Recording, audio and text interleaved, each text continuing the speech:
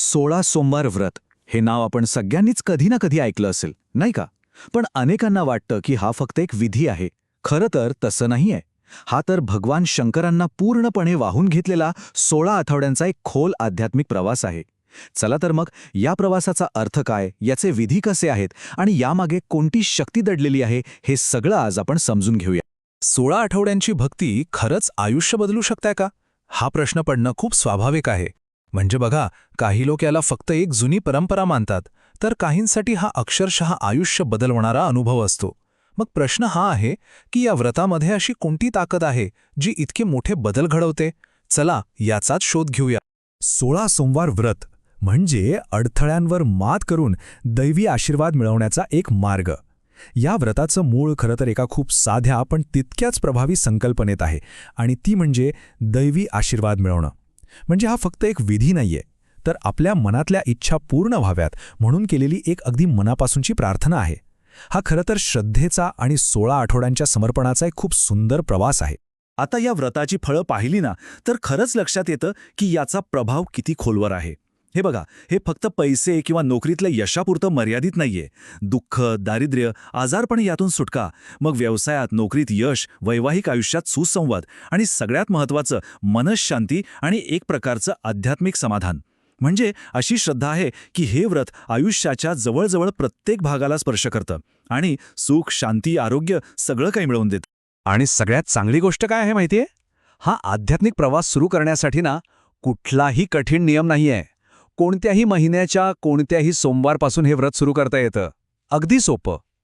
पण हो, एक गोष्ट आहे, श्रावण महिन्यात सुरुवात करणं हे सगळ्यात शुभ मानलं जातं. याचं कारण हे अगदी सरळ आहे.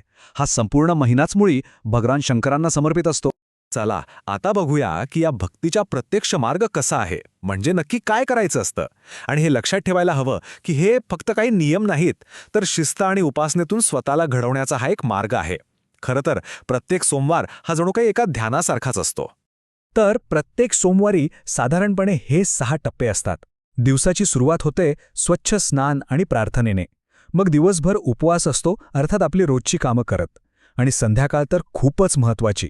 पुन्हा स्नान, पूजा आणि सगळ्यात महत्त्वाचं म्हणजे त्या व्रताची कथा वाचणं किंवा ऐकणं. ही कथाच तर या व्रताची प्रेरणा आहे. हा जो ठरलेला क्रम आहे ना, तो मनाला एक प्रकारची स्थिरता देतो आणि भक्तीला एक नवी दिशा देतो. आता बोलूया प्रसादाबद्दल. या व्रतामध्ये प्रसादही अगदी सात्विक असतो. गव्हाचं पीठ, तूप आणि गूळ, बस. यापासून बनवलेला हा नैवेद्य म्हणजे साधेपणाचं प्रतीक आहे.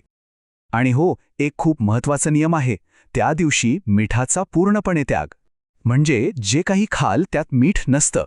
हे फक्त एक पथ्य नाहीये, तर आपल्या इंद्रियांवर ताबा मिळवण्याचं, म्हणजेच इंद्रिय निग्रहाचं प्रतीक मानलं जातं. प्रत्येक व्रताचं एक हृदय असतं, आणि ते म्हणजे त्याची कथा. 16 सोमवार व्रताची जी पवित्र कथा आहे ना, ती आपल्याला फक्त नियम नाही सांगत, तर श्रद्धेची खरी ताकद काय असते याचा अनुभव देते. तर या कथेत काय आहे? यात भगवान शंकर आणि देवी पार्वती स्वतः आपल्या भक्तांच्या श्रद्धेची परीक्षा घेताना दाखवले आहेत. कथेची सुरुवातच एका रंजक प्रसंगाने होते. असं म्हणतात की भगवान शंकर आणि देवी पार्वती पृथ्वीवर येतात आणि ते फक्त फिरत नाहीत, तर आपल्या भक्तांच्या मनातली खरी श्रद्धा आणि त्यांच्या मनातल्या शंका या दोन्हींची परीक्षा घेतात. तर होतं काय की कथेनुसार भगवान शंकर आणि पार्वती एका गरीब ब्राह्मणाच्या घरी पोचतात आणि तिथे त्यांना काय दिसतं, तर प्रचंड गरिबी. तेव्हा पार्वती देवी त्या ब्राह्मणाला या 16 सोमवार व्रताबद्दल सांगतात, त्याचं महत्त्व समजावून सांगतात आणि त्याला हे व्रत करण्याचा सल्ला देतात. आणि मग काय, त्या ब्राह्मणाने पूर्ण श्रद्धेने हे व्रत केलं आणि याचा परिणाम काही काळातच त्याची सगळी गरिबी दूर झाली आणि त्याला प्रचंड संपत्ती आणि समृद्धी मिळाली. हे बघा, खऱ्या श्रद्धेचं फळ कसं मिळतं याचं हे उत्तम उदाहरण आहे. पण थांबा, कथा इथे संपत नाही, कारण ती आपल्याला एक खूप महत्त्वाचा धडा शिकवते. पुढे काय होतं की ब्राह्मणाचा मुलाला आणि सुनेला त्या संपत्तीचा गर्व चढतो आणि ते या व्रताचा अनादर करायला लागतात. आणि गर्वाचा परिणाम तो तर थेट दिसतोच. त्यांची सगळी संपत्ती निघून जाते आणि ते पुन्हा एकदा गरिबीत ढकलले जातात. तर या कथेतून सगळ्यात महत्त्वाचा मुद्दा काय मिळतो, तो हा की चूक झाल्यावरही परतीचा मार्ग असतो. जेव्हा त्यांना त्यांची चूक समजते, त्यांना पश्चाताप होतो आणि ते पुन्हा एकदा पूर्ण श्रद्धेने व्रत करायला लागतात, तेव्हा त्यांना त्यांची हरवलेली समृद्धी परत मिळते. म्हणजेच काय, भक्तीचा मार्ग नेहमीच खुला असतो. तर 16 आठवड्यांच्या या समर्पणानंतर हा भक्तीचा प्रवास येतो आपल्या अंतिम टप्प्यावर. हा फक्त व्रताचा शेवट नसतो, तर तो दैवी कृपा मिळवण्याचा आणि त्या भक्तीच्या पूर्ततेचा एक मंगल क्षण असतो. आणि हे होतं 17व्या सोमवारी. 16 सोमवार पूर्ण झाले की येतो 17वा सोमवार. याच दिवशी या व्रताचा विधिवत समारोप केला जातो, ज्याला उद्यापन असं म्हणतात. हा दिवस म्हणजे जणू काही त्या 16 आठवड्यांच्या साधनेचा यशस्वी पूर्ततेचा एक सोहळाच असतो. या उद्यापनाच्या विधीमध्ये काय काय असतं? तर सगळ्यात आधी भगवान शंकरांची एक अंतिम आणि सविस्तर पूजा होते. त्यांना फुलं, कापूर, नारळ अशा पवित्र वस्तू अर्पण केल्या जातात. मग जो प्रसाद असतो तो कुटुंब आणि मित्रांसोबत वाटला जातो. आदरणीय ब्राह्मणांना भोजन दिलं जातं आणि दान दक्षिणा दिली जाते. म्हणजे उद्यापन म्हणजे एक प्रकारे आभार मानण्याचा सोहळाच आहे. हा जो अंतिम विधी आहे ना, तो जणू काही गेल्या 16 आठवड्यांच्या भक्तीवर शिक्कामोर्तब करतो. अशी श्रद्धा आहे की ही प्रार्थना, हे समर्पण थेट भगवान शंकरांपर्यंत पोहोचतं आणि त्यांच्या आशीर्वादाचं दार उघडतं. आणि या संपूर्ण प्रवासाच्या, या संपूर्ण व्रताच्या केंद्रस्थानी काय आहे? तर तो एकच महामंत्र, ओम नमः शिवाय.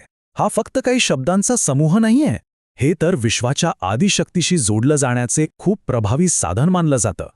तर मग या सगळ्यावरून एक गोष्ट स्पष्ट होते. 16 सोमवार व्रत म्हणजे फक्त इच्छा पूर्ण होणं नव्हे, हा स्वतःला शिस्त लावण्याचा, आपली श्रद्धा अजून घट्ट करण्याचा आणि पूर्णपणे समर्पित होण्याचा एक 16 आठवड्यांचा प्रवास आहे. हा एक असा प्रवास आहे जो बाहेरून तर बदल घडवतोच, पण त्याहीपेक्षा महत्त्वाचं म्हणजे आतून एक आंतरिक शांती देतो. आणि मला वाटतं हीच या व्रतामागे असलेली खरी सकारात्मक शक्ती आहे.